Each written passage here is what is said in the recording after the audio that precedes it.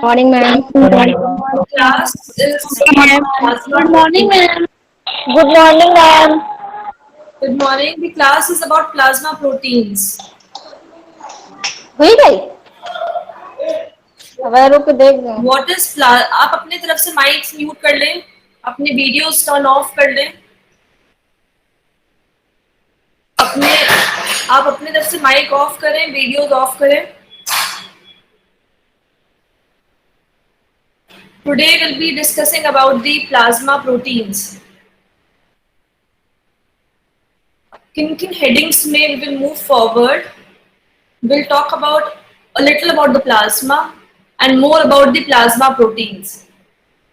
We will talk about the composition of the plasma, what is serum, about the plasma proteins. We will talk about its classification, method of separation, its properties, features, functions, synthesis, and change in health and disease. So these are our objectives for today. Plasma proteins क्या है, इसकी properties क्या है, इसका काम क्या है, और अल्टीमेटली अगर इसमें इसकी नॉर्मल वैल्यू क्या है, नॉर्मल वैल्यू से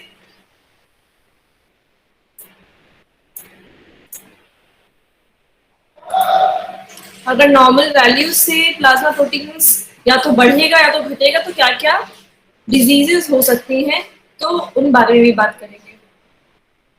सो what is plasma? First thing, composition. It is 91% water and 9% solids. The major component is water. It is 91%. So what is the major component? It is the water and only 9% consists of solids. Solids में भी क्या है? The plasma proteins, some organic molecules, inorganic molecules, and some gases. The plasma, it is a clear straw-colored. It is a clear straw-colored fluid portion of the blood minus its cellular elements.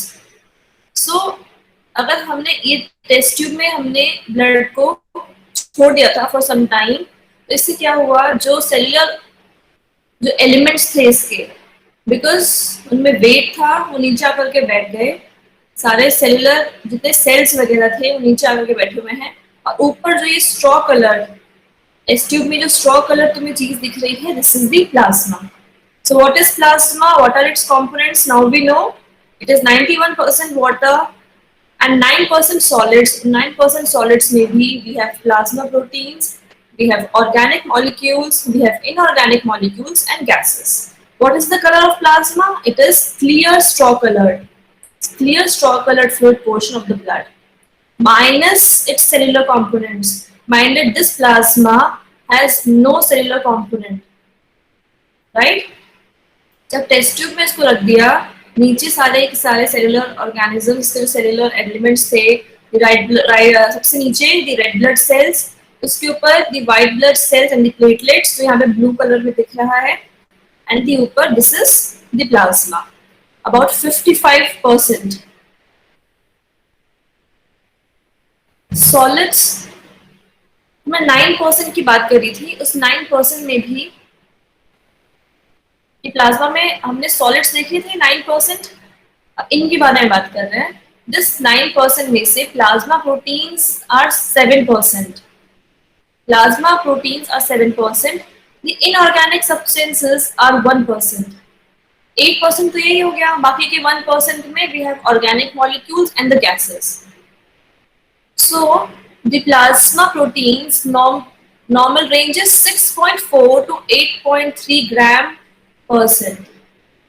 This is the normal value of the plasma protein, 6.4 to 8.3 gram %. क्या कौन से हैं? These can be albumin, globulin, fibrinogen and many others, right? Plasma protein 7% है. Normal range is between 6 to 8 gram %.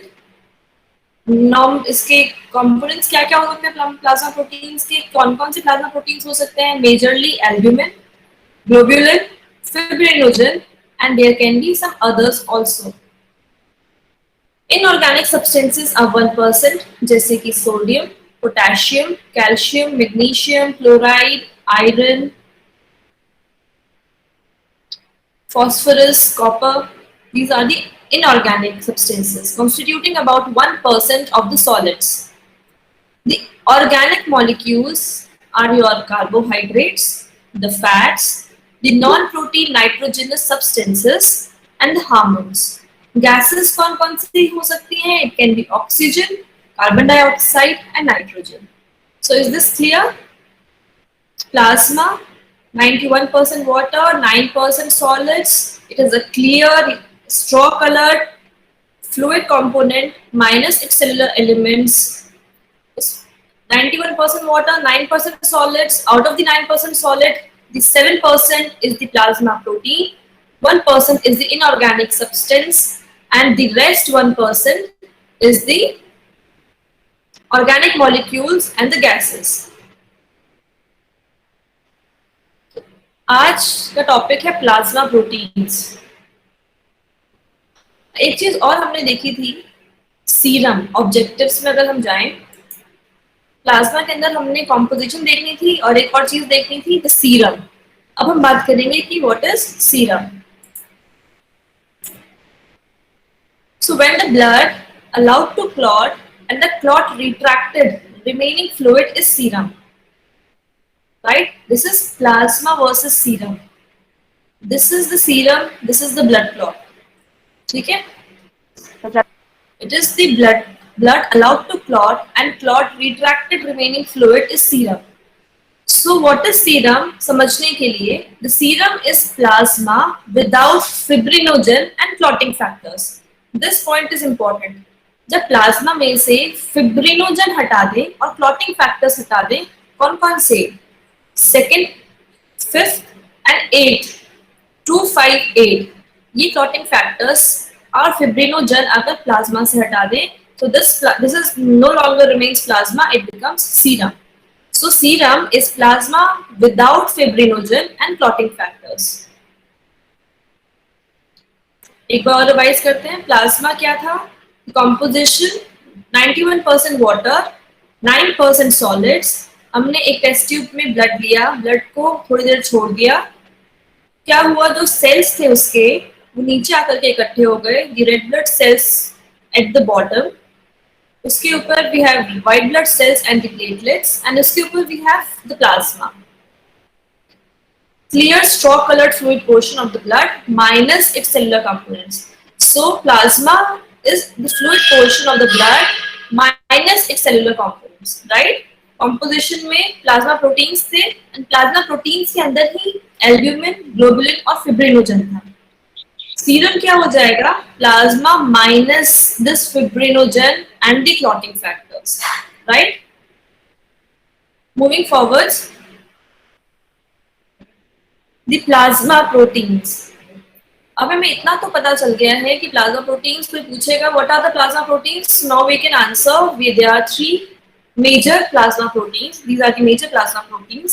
The albumin, the albumin ये दिखा रखा है कि कितने कितने परसेंट में अवेलेबिलिटी है इनकी. So albumin, globulin and fibrinogen, three major plasma proteins. Globulin के अंदर भी we have alpha 1, the alpha 2, the beta and the gamma. So these are the major plasma proteins. अगर कोई पूछेगा what are the major plasma proteins, you know, you need to answer albumin, globulin and fibrinogen. अब इनको अलग कैसे करते हैं? इनको अलग करने के लिए भी we have methods. बस ये नाम है, it is not very important for you guys. हम इनको सेपरेट कर सकते हैं by using precipitation, Cohen's fractional precipitation method, electrophoresis, immunoelectrophoresis technique, the ultracentrifugation technique. कोई बात नहीं, नहीं समझ में आया भूल जाओ, बिल्कुल इंपॉर्टेंट नहीं है. सिर्फ 7 स्लाइड, इससे पहले वाली सारी इंपॉर्टेंट थी. सिर्फ ये स्लाइड नहीं समझ में आ रही है तो भूल जाओ, समझ में आ गई तो very good. Next important thing is the properties. क्या क्या प्रॉपर्टीज है प्लाज्मा प्रोटीन्स की, उनको हम इन हेडिंग्स में कवर करेंगे. About it's molecular weight, the osmotic pressure, specific gravity, isoelectric point, the electrophoretic mobility, precipitation by salts, water solubility, and amphoteric nature. These are the properties. जिसमें से molecular weight is a must know, specific gravity is a must know, osmotic pressure is a must know, the water solubility is a must know. तो the molecular weight, सबसे ज्यादा molecular weight किसका है? It is fibrinogen, about 5 lakh international unit. Globulin is about 90,000 to 1,56,000 international unit. Albumin is about 69,000. So these are the molecular weight of the different plasma proteins. The specific gravity depend करती है दो चीजों पे. One is the RBC, another is the plasma proteins. The higher will be the concentration of the RBC and the plasma proteins, higher will be the specific gravity. अगर हम specific gravity हमें ज्यादा आ रही है, more than this, इसका मतलब उसमें RBCs and the plasma proteins are more, and hence the specific gravity is increased. So what is the normal specific gravity? It is 1.026. The specific gravity depends on the RBC and the plasma protein. The osmotic pressure is 25 millimeters of mercury. Okay, the isoelectric point. Iso means same. Okay, the same electric point. Can ionize, ये वो point है where it can ionize either as acid or base due to the side chain that is present. Side chain can either be the amino group or carboxyl group. Okay, so it is that point where it can ionize या तो acid की तरह या तो base की तरह. किसकी वजह से? बिकॉज जो उसके साइड में चेन है, कौन से चेन? COOH या फिर NH2. जो साइड चेन्स हैं इनकी वजह से एक पॉइंट पे या तो ये एसिड की तरह या तो बेस की तरह आयोनाइज हो जाएंगे. It is that pH at which it carries equal positive and negative charges. So isoelectric point is a point, it is a pH at which it carries equal positive and negative charges. Isoelectric. Iso means same electric point. Same electric point कब होगा? जब positive और negative charges same होंगे. So it is that pH जहाँ पे positive और negative charges equal हैं. That is the isoelectric point. Electrophoretic mobility. जो क्लासिफिकेशन हम प्लाज्मा का करते हैं, it is by electrophoretic mobility. Okay, इसके बेसिस पे हम देखें तो we have prealbumins, albumins, globulins and fibrinogen.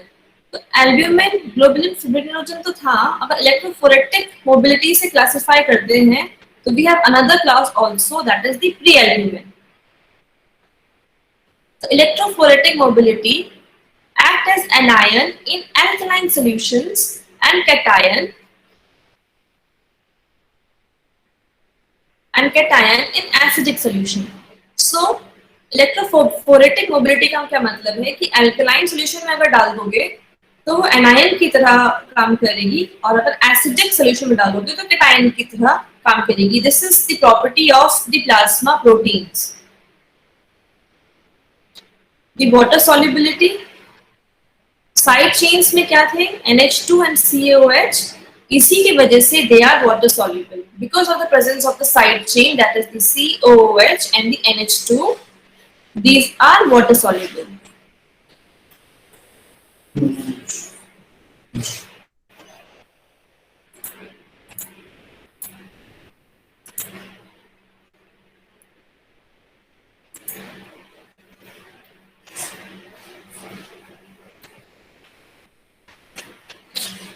So the plasma levels of albumin is 4.8%. Molecular weight is 69,000. Where is it synthesized? It is synthesized in the liver, and its half-life is about 10 days. So this is a feature of plasma protein. Albumin plasma level is 4.8. 69,000 is the molecular weight, and synthesis चारों का, where it is fibrinogen or prothrombin, it is synthesized in the liver. This is also a plasma protein, prothrombin, but majorly we are talking about albumin, globulin, fibrinogen. Prothrombin is also a plasma protein. So 4.8%, globulin is 2.3 gram percent. The plasma levels we are talking about. The fibrinogen is 0.3 gram percent. थोड़ा रटने वाला topic है आज का, तो kindly bear. The albumin का level now we know. Molecular weight हमने पहले डिस्कस किया था. आज अभी नया क्या आया है हमारे पास? The synthesis site. It is synthesized where? In the liver. Okay, इससे पहले एक बार और रिवाइज करते हैं. प्रॉपर्टीज की बात करें, प्रॉपर्टीज में सबसे पहले मॉलिक्यूलर वेट. मॉलिक्यूलर वेट सबसे ज्यादा किसका? Fibrinogen about 5 lakh, then globulin 90,000 to 1,56,000, and then albumin that is about 69,000. So this is the molecular weight of three plasma proteins that we are majorly discussing: the albumin, globulin, and the fibrinogen. Next हमने बात करी specific gravity की. कितनी है इसकी normal specific gravity? 1.026. Specific gravity किस पे depend करती है? आरबीसी और plasma proteins. RBC plasma proteins अगर ज्यादा हैं, इनके कंसंट्रेशन अगर ज्यादा है, तो higher will be the specific gravity. ये बढ़ करके 1.85, 1.035 ये इससे बढ़ जाएगा अगर आरबीसी और प्लाज्मा प्रोटीन्स की कंसंट्रेशन बढ़ जाएगी तो. That is the specific gravity 1.026 normal. Osmotic pressure is 25 millimeters of mercury. The isoelectric point, वो pH, iso means same, electric मतलब जहाँ पे positive और negative charges equal हो, वो point.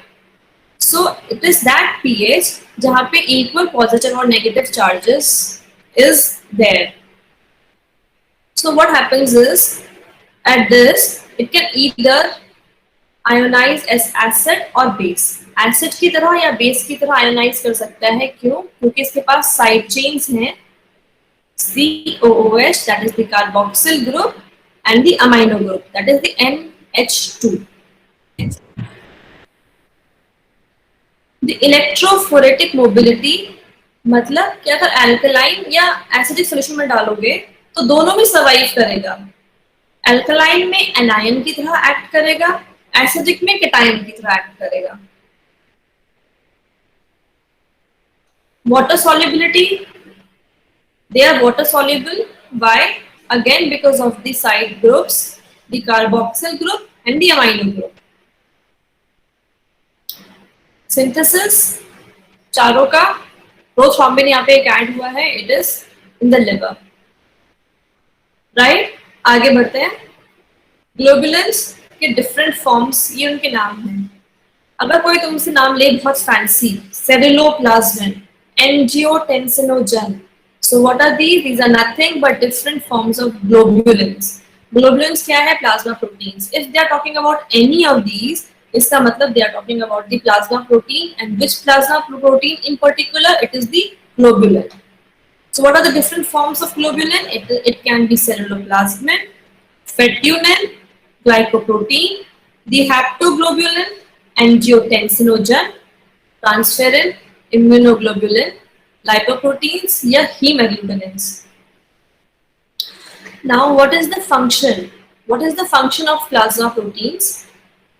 क्या काम क्या है प्लाज्मा प्रोटीन्स का? हमें फीचर्स पता चल गए, इसका मॉलिक्यूलर वेट जान रहे हैं, ऑस्मोटिक प्रेशर इसका जान रहे हैं. क्यों? Because these are really important. ये बहुत इंपॉर्टेंट काम करते हैं, इनके फंक्शंस हैं, they are really important. What are the different functions? उनको भी हम इन हेडिंग्स में देखेंगे. Suspension stability of blood, fibrinolytic function, osmotic pressure. It also maintains the blood viscosity. It helps in the coagulation of blood. It works as the defense mechanism of the body. It has a transport function. There are reserve proteins. It balances the acid-base balance of the body, and it is required for the nourishment of the tissue cells. Right? So these are the important functions. एक एक करके लेते हैं. Suspension stability of blood. जितना याद रहे उतना ही याद रखना, ज्यादा कुछ याद करने की जरूरत नहीं है. कोआगुलेशन रेट पता होना चाहिए, फिब्रिनोलिटिक एक्टिविटी पता होनी चाहिए, फिब्रिनोलिटिक फंक्शन इसका पता होना चाहिए, ब्लड विस्कोसिटी पता होनी चाहिए, कोआगुलेशन ऑफ ब्लड पता होना चाहिए, अबाउट द डिफेंस मैकेनिज्म पता होना चाहिए, एंड एसिड बेस बैलेंस के बारे में पता होना चाहिए. सो ये सारे जो चीजें हैं, these 4-5 points, these are really important. कुछ भी भूल जाना पर ये functions इनके मत भूलना. Fibrinolytic function, blood viscosity, coagulation of blood, defense mechanism of the body, the acid-base balance of the body, and nourishment of the tissue cells. Suspension stability नहीं समझ में आता, कोई बात नहीं. Transport function नहीं समझ में आ रहा, reserve protein समझ में नहीं आ रहा, या genetic information समझ में नहीं आ रहा, it's still okay. पर अगर if you say plasma proteins की fibrinolytic function के बारे में तुम्हें नहीं पता, then you have a problem. Coagulation property, the coagulation function of the plasma proteins you don't know, that means it is a blunder. So एक एक करके लेते हैं. The suspension stability of the blood.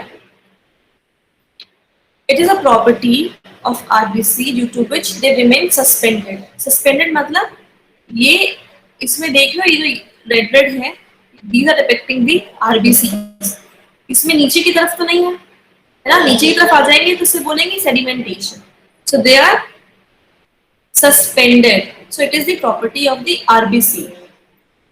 कौन सा प्रोटीन इनके लिए responsible है? It is the globulin and the fibrinogen. They are mainly responsible for the suspension stability of the blood. RBC की ये जो ब्लू ब्लू दिख रहा है, these are the RBCs. ये आरबीसी के अंदर एक प्रॉपर्टी है कि वो सस्पेंडेड रह सकते हैं.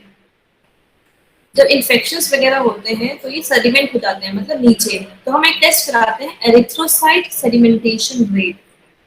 ठीक है, तो अगर सेडिमेंट हो रहा है नीचे तो इसका मतलब देयर इज अ प्रॉब्लम. अगर नॉर्मल से ज्यादा ईएसआर है तो इसका मतलब there is a problem. This is the normal property. ऐसा होना चाहिए आरबीसी. और क्यों ऐसा होना चाहिए, उसके लिए कौन रिस्पॉन्सिबल है? Globulin and fibrinogen.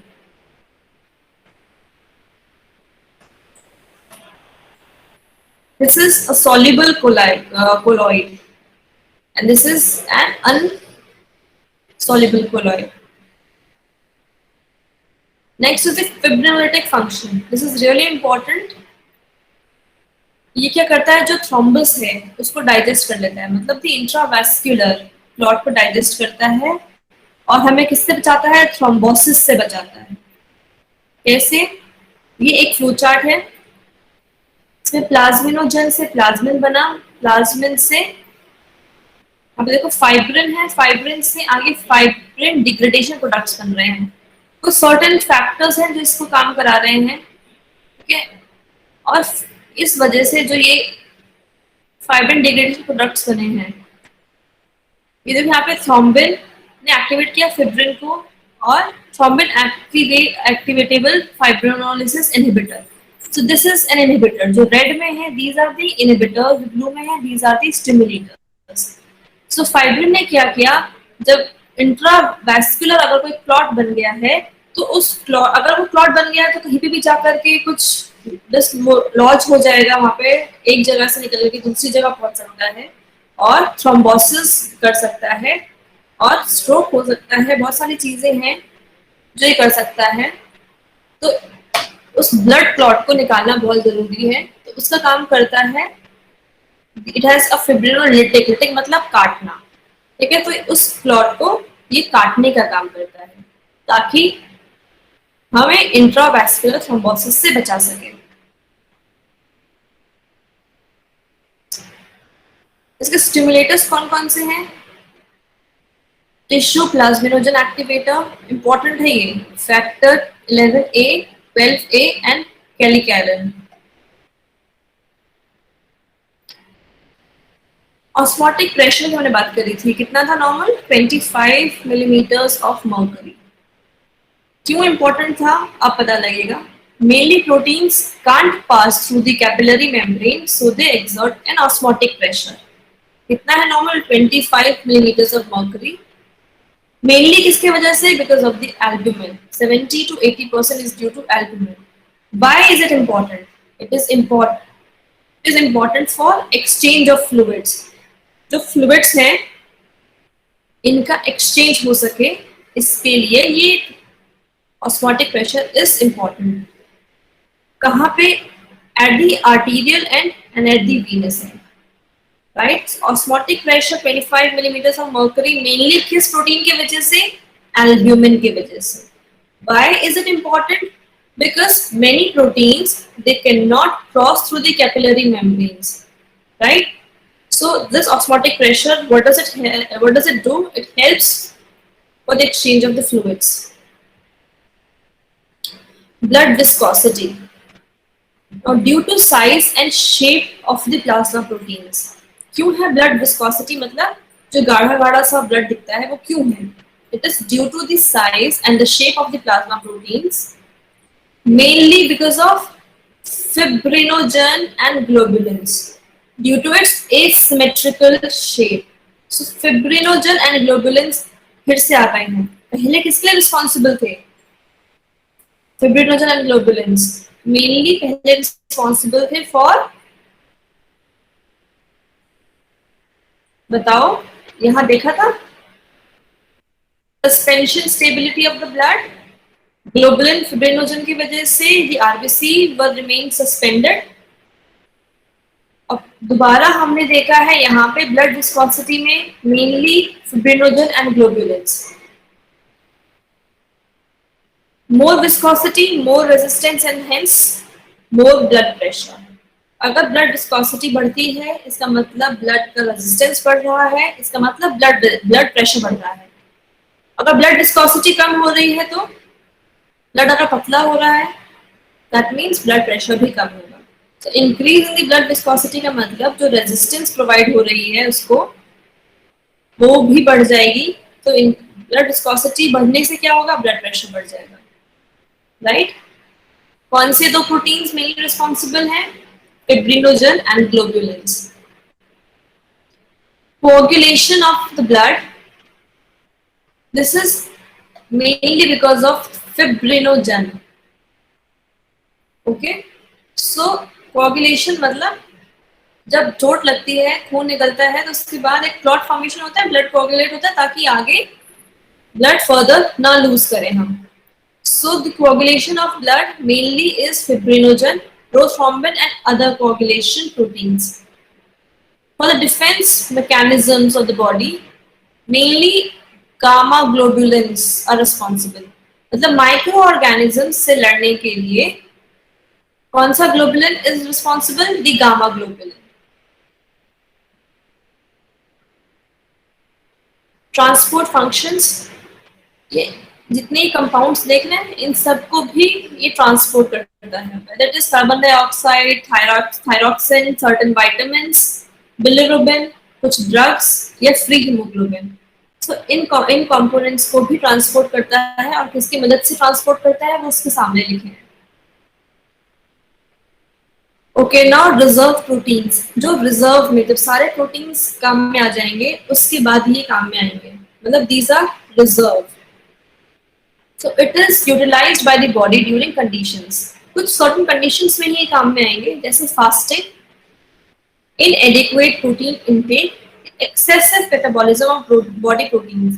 मतलब मेल न्यूट्रिशन के टाइम पे आप बहुत एक्सेसिव फास्टिंग कर रहे हैं तो उस टाइम पे कौन से प्रोटीन्स आते हैं? Reserve proteins. Acid base balance of the body के लिए भी रिस्पॉन्सिबल है, मतलब एसिड और बेस भी एक लेवल में रहे। एसिड ज्यादा हो जाएगा बॉडी में तो एसिडोसिस हो जाएगा, और अगर बेस ज्यादा हो जाएगा बॉडी में तो एल्किलोसिस हो जाएगा। तो ये होम्योस्टैसिस मेंटेन करने के लिए बहुत इंपॉर्टेंट है।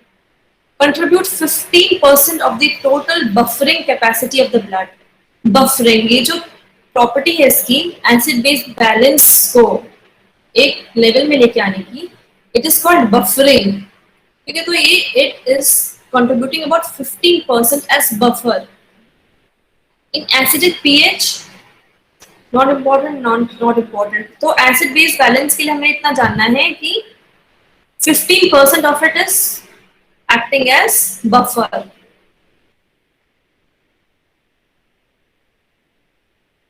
Nourishment of plasma proteins UPC is the white blood cells to produce substances known as prephones.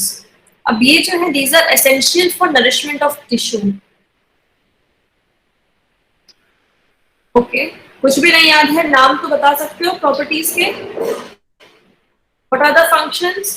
It has a fibrinolytic, आप लोगों के लेवल पे आपको बताना है fibrinolytic action, the blood viscosity, coagulation of the blood, defense mechanism of the body, acid base balance of the body and nourishment of tissue cells.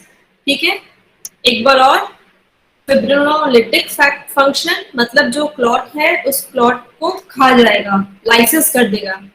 So fibrinolytic function, blood viscosity, coagulation of the blood, the defense mechanism of the body, acid base balance and nourishment of the tissue cells. ये these are must knows, ठीक है। अगर आगे का नहीं भी याद है तो इतना पता होना चाहिए ये काम करता है और कौन सा प्रोटीन, कौन सा प्लाज्मा प्रोटीन रिस्पॉन्सिबल है इस काम के लिए। This is it, okay. आगे बढ़ते हैं।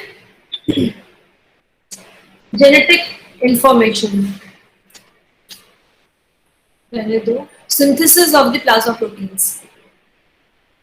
In the embryo, it is synthesized in the mesenchymal cells. Adults में the albumin and the fibrinogen are synthesized by the reticuloendothelial cells of the liver. Reticulo, and spelling is slightly wrong. In the adult, albumin and fibrinogen by the reticuloendothelial cells of the liver. Alpha and beta globulins are produced by the liver, spleen and bone marrow. Gamma by B lymphocytes.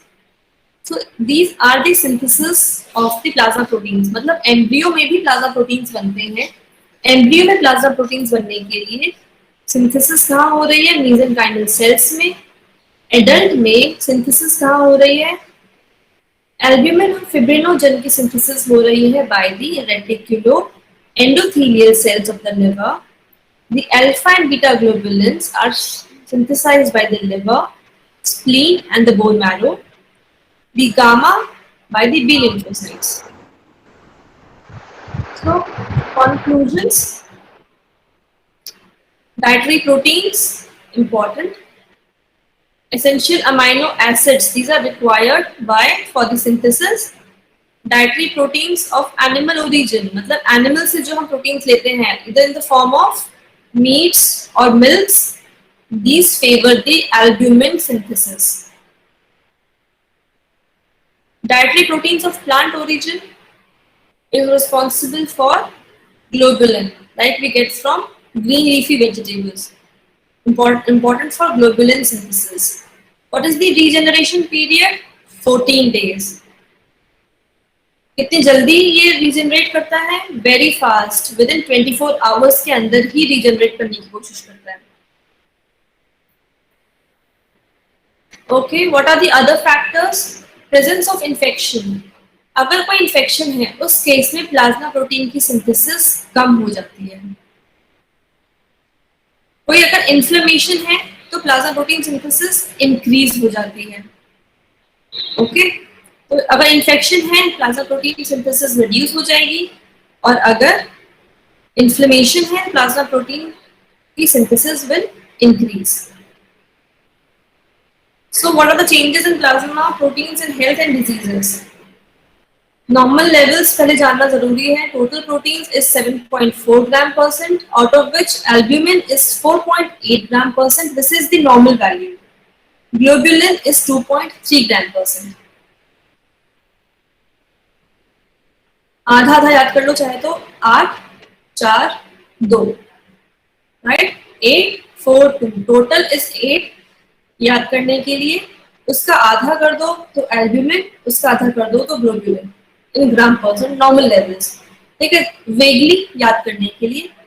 And albumin globulin ratio is 1.7:1। This is the normal. आगे बढ़ते हैं, क्यों जान रहे हैं हम? क्योंकि अब हम डिजीजेस डिस्कस करेंगे।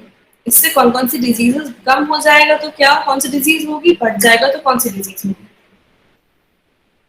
हाइपो मतलब कम। अगर प्रोटीन के लेवल्स कम हो गए, प्रोटीन के लेवल्स अगर डिक्रीज हो गए प्लाज्मा प्रोटीन्स के, so it will be hypoproteinaemia. क्या क्या हो जाएगा? Plasma osmotic pressure will decrease, there will be water retention. अगर वाटर रिटेंशन होगा तो पूरी बॉडी में इडीमा हो जाएगा, पूरी बॉडी फूली फूली नजर आएगी। हाइपोप्रोटीनीमिया क्यों हुआ? जब डिक्रीज हो गया plasma proteins. Plasma proteins decrease होने से क्या इफेक्ट आएगा? प्लाज्मा प्रोटीन्स ही डिक्रीज हो गए हैं तो ऑस्मोटिक प्रेशर डिक्रीज हो जाएगा, बॉडी में वाटर रिटेंशन होगी, और वाटर रिटेंशन होने की वजह से बॉडी में इडीमा होगा, बॉडी फूली फूली नजर आएगी। क्या क्या कॉजेस हो सकते हैं इसके हाइपोप्रोटीनीमिया करने के लिए? आप खाने में ही प्रोटीन कम ले रहे हो, राइट? मतलब डाइटरी डेफिशिएंसी है। आप खाना तो आपने खा लिया पर आपकी बॉडी में वो एब्जॉर्ब ही नहीं हो रहा है, तो it can be malabsorption syndrome. आपके लिवर में कोई प्रॉब्लम है, लिवर सिंथेसाइज ही नहीं कर पा रहा है प्रोटीन्स, सो लिवर डिजीज हो सकती है। रीनल डिजीज हो सकती है कि सर्कुलेट ही नहीं हो पा रहा है। देयर कैन बी हैमरेज, या आपको हेरिडिटरी है, मतलब बचपन से ही आपको ये प्रॉब्लम हो कि आप में एल्ब्यूमिन कम हो, राइट? आप खाने में ही कम ले रहे हो, dietary deficiency, malabsorption syndrome, कुछ लिवर डिजीजेस हो, तो these are the important causes. ये तीन तो बोलने ही है, dietary deficiency, malabsorption syndrome and liver diseases. इन सबसे हाइपोप्रोटीनीमिया होगा। हाइपोप्रोटीनीमिया होने से बॉडी में वाटर रिटेंशन होगी, बॉडी फूली फूली नजर आएगी। मतलब प्रोटीन की कमी है लेकिन आदमी फूला नजर आ रहा है, कहते हैं हट्टा कट्टा है पर शरीर में जान नहीं है। एबनॉर्मेलिटीज दूसरी है हाइपरप्रोटीनीमिया, मतलब प्रोटीन का लेवल अब बढ़ चुका है, नॉर्मल से ज्यादा हो गया है। क्या क्या कॉजेस हैं? It can B acute inflammatory condition, क्योंकि अभी हमने देखा था अगर इन्फ्लेमेशन होती है तो प्लाज्मा प्रोटीन का लेवल बढ़ जाता है। इसका मतलब अंदर कहीं ना कहीं कोई इन्फ्लेमेशन चल रही है बॉडी में, जिसकी वजह से हमारे जो प्रोटीन्स हैं वो बढ़ चुके हैं। ठीक है, मैलिग्नेंसीज के केस में जैसे कि होता है। ठीक है, तो हाइपोप्रोटीनीमिया का मेन इंपॉर्टेंट कॉज है इन्फ्लेमेशन। अब वो इन्फ्लेमेशन क्रोनिक हो या अक्यूट हो, अक्यूट मतलब शॉर्ट टर्म हो, क्रोनिक मतलब बहुत लंबे समय से हो रहा हो, तो दोनों के दोनों केस में प्रोटीन की वैल्यू इंक्रीज हो जाएगी।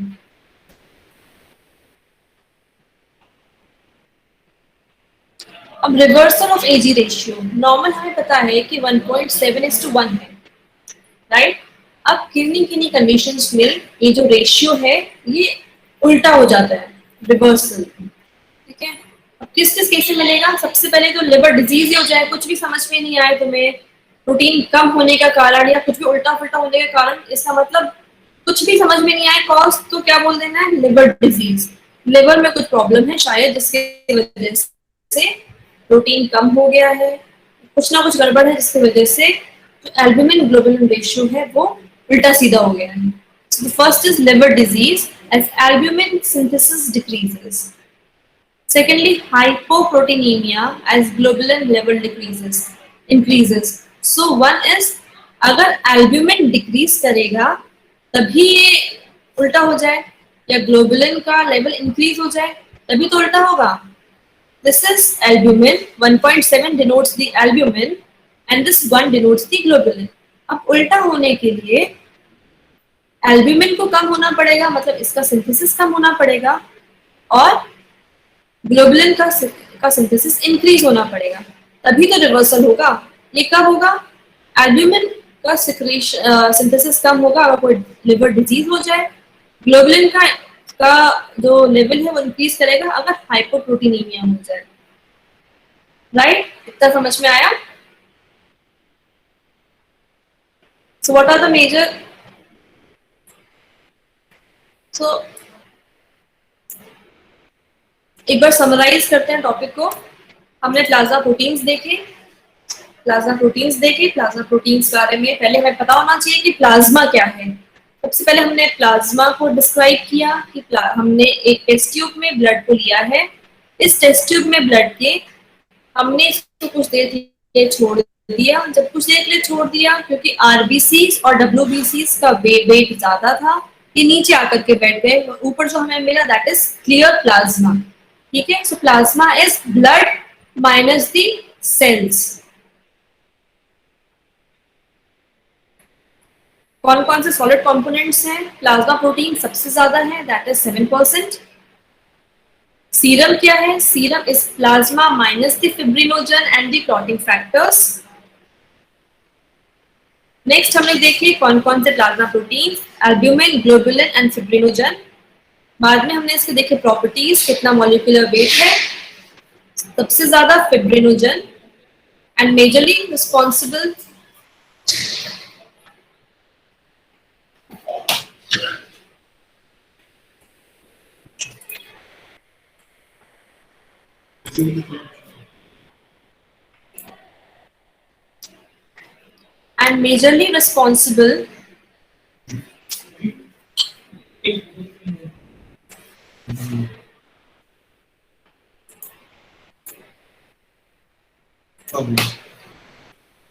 so molecular weight देखा, albumin, globulin and fibrinogen।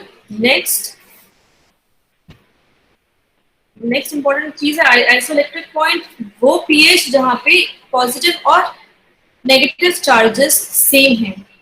Property of a plasma proteins, these are the different forms of globulins. बहुत सारे फैंसी नेम्स हैं, लेकिन मतलब इनका यही है कि we are talking about the globulins. Next important चीज हम डिस्कस करेंगे, दैट इज द फंक्शंस। कौन कौन से इंपॉर्टेंट फंक्शन आप बताएंगे? आरती, इंपॉर्टेंट फंक्शंस कौन कौन से डिस्कस किए हमने?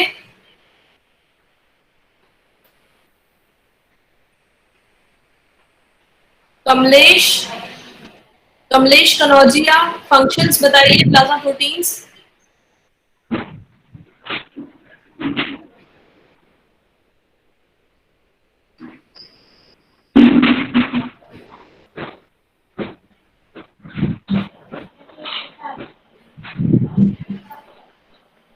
अंजलि।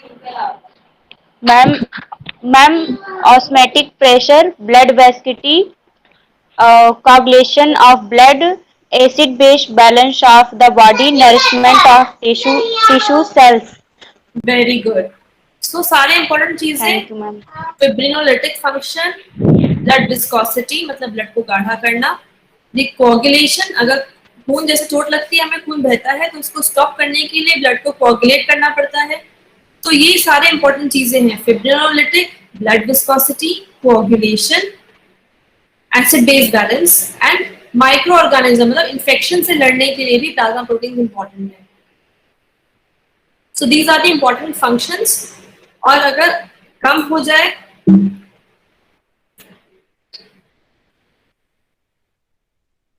डिजीजेस डिस्कस किए हमने, कम हो जाएगा तो क्या होगा?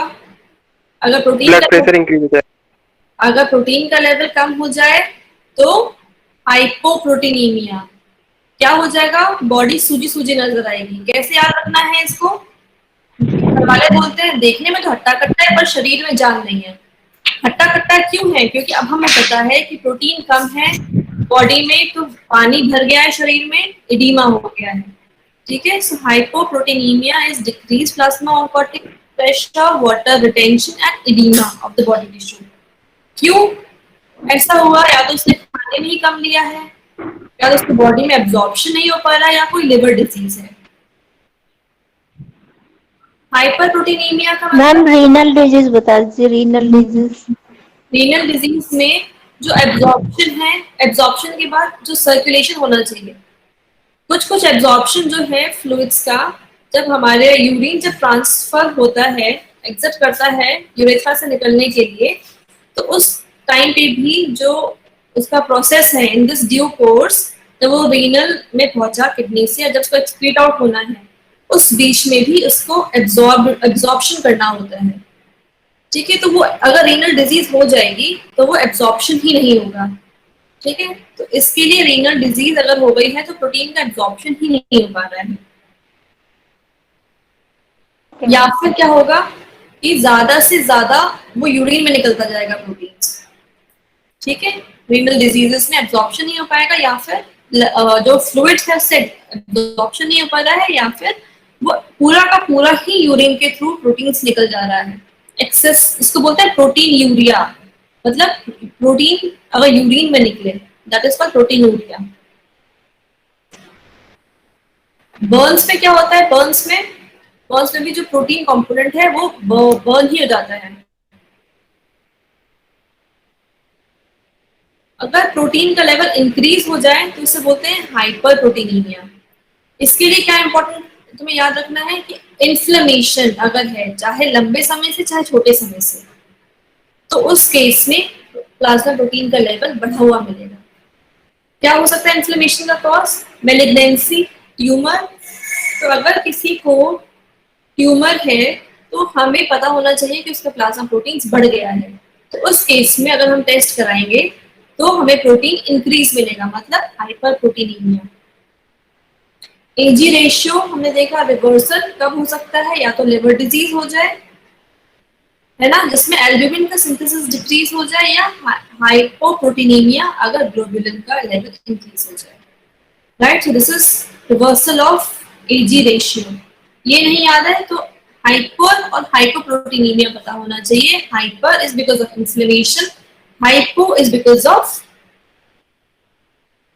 ये सारे कॉजेस, डाइटरी डेफिशिएंसी या मैलएब्जॉर्प्शन सिंड्रोम। राइट, चलो यहाँ खत्म करते हैं। Thank you very much.